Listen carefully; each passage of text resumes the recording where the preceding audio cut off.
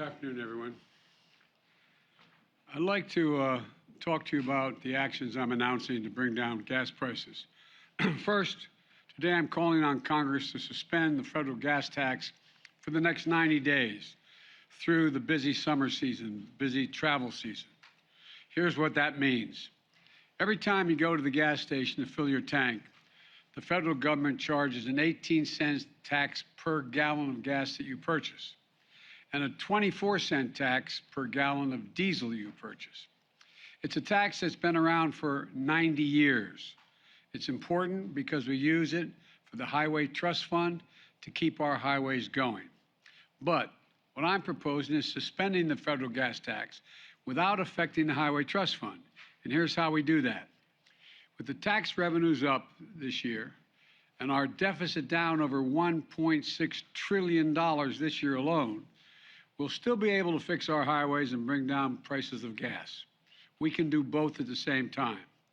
By suspending the 18-cent gas tax, federal gas tax, for the next 90 days, we can bring down the price of gas and give families just a little bit of relief. I call on the companies to pass this along, every penny of this 18 cents reduction to the consumers. There's no time now for profiteering. There are a number of other proposals by Democrats in the House and the Senate, and I hope my call for action can help move those proposals forward as well. But we can also cut gas prices even more in another way. That's why the second action I'm taking is calling on states to either suspend the state gas tax as well or find other ways to deliver some relief. State gas taxes average 30 cents per gallon. Already, some states have acted.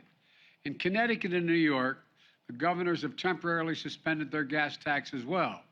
In Illinois and Colorado, governors delayed theirs to give families a bit more breathing room as well. In Minnesota, Governor Walz proposes using state budget surpluses to give households a rebate that will help them pay for gas at the pump or other essential needs. I'm calling on more states and local governments to take actions like these. Thanks to our historic economic recovery, which fortified state budgets that had been hurt in the pandemic, states are now in a strong position to be able to afford to take some of these actions. Now, I fully understand that a gas tax holiday alone is not going to fix the problem, but it will provide families some immediate relief, just a little bit of breathing room as we continue working to bring down prices for the long haul. Third, I'm calling on the industry to refine more oil into gasoline and to bring down gas prices. Let me explain. I know my Republican friends claim we're not producing enough oil and I'm limiting oil production. Quite frankly, that's nonsense. Here's the truth. Just this month, America produced 12 million barrels of oil per day. That's the highest, that's higher than average under my predecessor. And we're on track to set a new record for production next year. Plus, I've added to that supply of oil by releasing a record 1 million barrels of oil per day from what's called the Strategic Petroleum Reserve. In fact, I just led the world to coordinate the largest release of global oil reserves in history, including from other countries. In total, that's 240 million barrels to boost global supply. And Republicans falsely claim that I'm blocking production on federal lands. But again, that's nonsense. Industry has more approved permits for production on federal lands than they can possibly use. That's a fact. My administration also directed the sale of gasoline using homegrown biofuels, ethanol, E15, this summer, which will boost gasoline supplies and lower the price at thousands of gas stations across America. And I welcome the recent announcement from what's known as the OPEC Plus, a group of nearly 24 oil-producing nations, to increase global oil supply. The bottom line is we are setting records in terms of American energy production. We're supplementing that supply with the release from our oil reserves. So the issue isn't oil production alone. The problem is the refining of that oil into gas at the pump. During the pandemic, some oil and gas companies shut down refining facilities. Last week, I sent a letter to the CEOs of the largest oil refining companies asking them to work with my administration to bring refineries back online to get more gas to the pump at lower prices. The Secretary of Energy, Jennifer Granholm, and members of my team will be meeting with many of these refining companies tomorrow. And I hope they'll come up to the table with some real ideas and practical steps in the near term. And I'm prepared to act quickly and decisively on the recommendations if they make sense to address the immediate challenge in front of us and the American people. Finally, when the cost of oil does come down, we need the price at the gas stations that they charge at the pump to come down as well. For example, in the last 2 weeks, the price of oil has fallen by more than $10 a barrel. Normally, this would reduce the cost at the pump about 25 cents a gallon. Yet, so far, gas stations have only reduced prices by a few cents a gallon. Some haven't reduced prices at all. I've heard plenty of explanations from companies and economists about why it normally takes time for these price reductions to reach the consumer. I might note that when the price of a barrel of oil goes up, it doesn't take much time for the price at the pump to go up. So let's be honest with one another. My message is simple. To the companies running gas stations and setting those prices at the pump, this is a time of war, global peril, Ukraine. These are not normal times. Bring down the price you are charging at the pump to reflect the cost you are paying for the product. Do it now. Do it today. Your customers, the American people, they need relief now. So let me summarize. Today I'm calling for a federal gas tax holiday, state gas tax holiday for the equivalent relief to customers, oil companies to use their profits to increase refining capacity rather than buy back their own stock, gas stations to pass along the the decrease in oil prices to lower prices at the pump.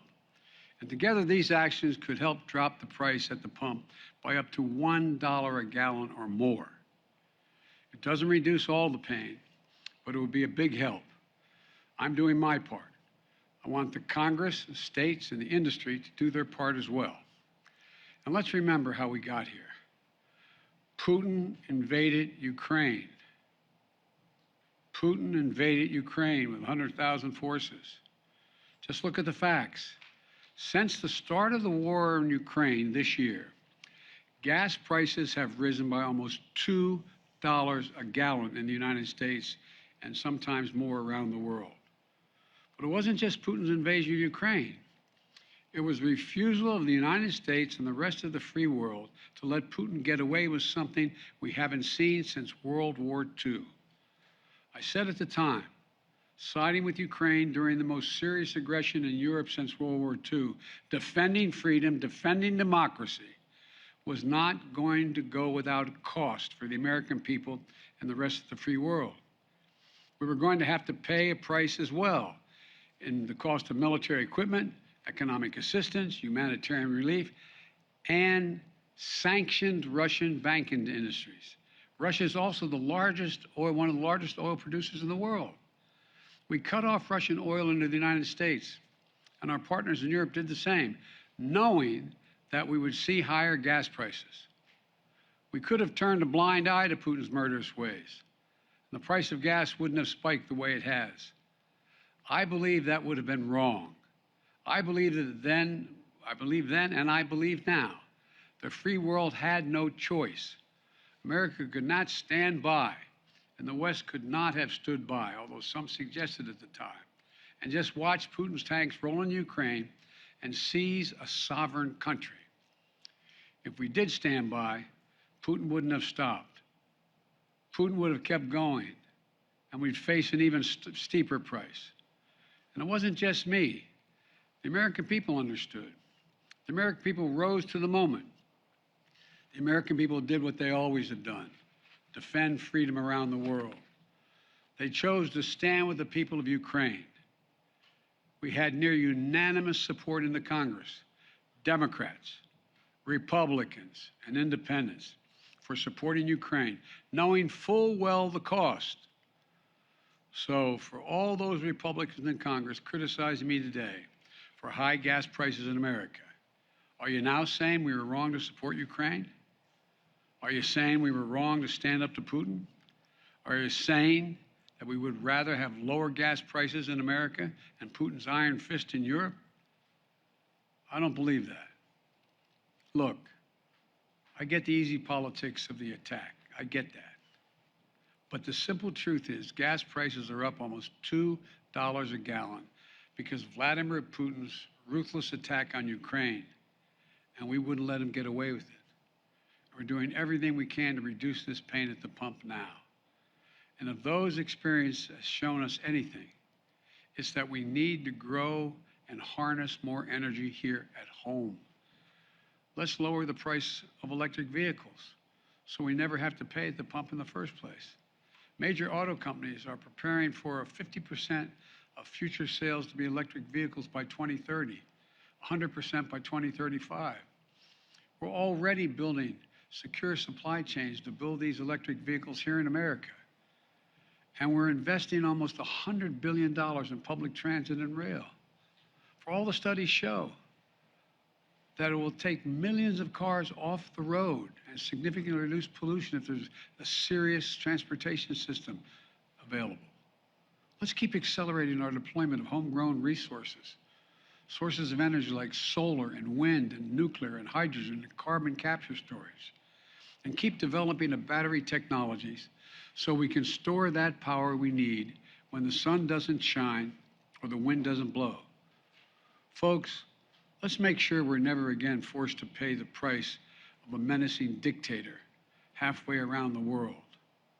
We can deal with this immediate crisis of high gas prices and still seize the clean energy future. We're Americans. We can do both. We have the most qualified people in the world. Let me close with this. Even as we lead the world in defending democracy and standing up to a brutal autocrat, there are actions we can take to help American families now. We have taken them. We are taking them. The federal gas tax holiday, state gas tax holiday, bringing back refineries, putting them back online. We just have to keep going. I promise you I'm doing everything possible to bring the price of energy down, gas prices down. And I want to make sure we all work on this together. May God bless you all, and may God protect our troops. Thank you very much.